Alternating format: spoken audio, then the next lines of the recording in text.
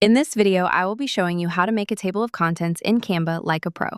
I'll start by clicking on the search bar at the top of the Canva homepage and typing in Table of Content.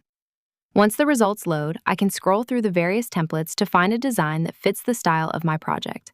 There are many professional and creative layouts available, so I'll take a moment to find the right one. I've decided on this simple and colorful A4 template, so I'll click on it to see the preview. Everything looks great, so I'll click the Customize this template button to open it in the editor. Now that my workspace is ready, I can begin personalizing the headings. I'll double-click on the second item and change background to context. Next, I'll move down to the third item and update methodology to background. For the fourth section, I'm going to rename it to Findings. Finally, I'll click on the last heading and change Conclusion to Discussion.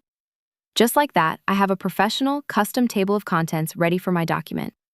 Thanks for watching, and I hope this helps you create beautiful documents in Canva.